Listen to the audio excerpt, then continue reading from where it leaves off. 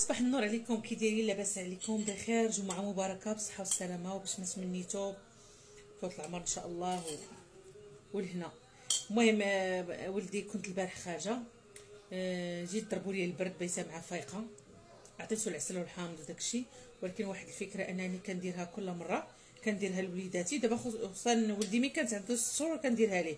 كنشد هذاك اللفت، كنشد اللفت كنحكو ها كما كتشوفوا. دابا انا تا صوت لقات دي الطريقه وعاد تفكرت نشاركها معكم. شديت اللفت، اللفت هذاك الابيض، ماشي هذاك المزغب، ولا اللفت الابيض المعروف اللي كنديروا في الكسكسو ياك. وغادي شديتو، حكيتها مزيان وزدت معاها المهم وحده درت فيها 3 المعالق ديال السكر كلاصي، وزدت ضريس ديال الثومه و3 ديال الوريقات ديال الزعتر. هادو شديتهم كاملين ودرت عليهم سكر كلاصي وخليتهم ساعتين، دابا نشد هاد الزيف هذا، هاد الموشوار هذا غادي نشدو، غادي نحاول غادي ناخذ طبسيل اخر ونحط فيه هاد الخليط مده ساعتين حتى دار هذاك السيرو ديالو، ونحاول غادي نعصرو. بقاو معايا. نتوما شديت واحد طبيصه الغارق شويه، وغادي نحاول نحط فيه هاد الخليط كما كتشوفوا. هاد الطريقه هذه عرفتي راه افيكاس والله العظيم. ولدي البارح ما نعش مع بقوه الكحه، وكندير العسل والحامض حتى هو، وهذا ولا جهدات فيه هذاك سميتو الكحه يعني او السعله. كندير ليه السيبو في الصباح ديال في اليوم، وفي العشيه عاوتاني كنعطيها حتى لولدي اذان. صافي نحاول غادي نعصر هذا الشيء هذا مزيان كما كتشوفوا. شوفوا العصير، شوف السيرو، شتي تبارك الله، راه ساعتين وانا مخلياه وراه صحي. دابا غادي نعطيه، دابا كيناض من النعاس، غادي نعطيه واحد 2 معلقات بحال هكا عاوتاني قبل الغداء، ومن يجي ينعس نعطيه عاوتاني 3 المرات بحال اللي كتعطي السيرو.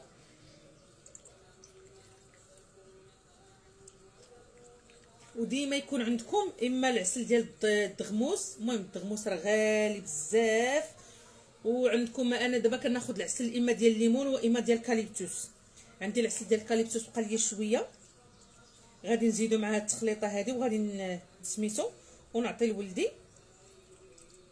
وديروه في شي قريعه وديروه في الثلاجه.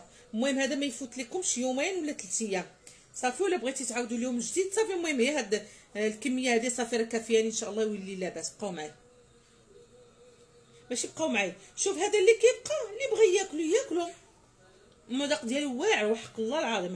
هنا ما غاديش نلوحو، غادي ناكلو انا. المهم خديت واحد القريعه هي صغيره معقمه دجاجه، غادي ندير فيها هاد السيرو كما كتشوفوا.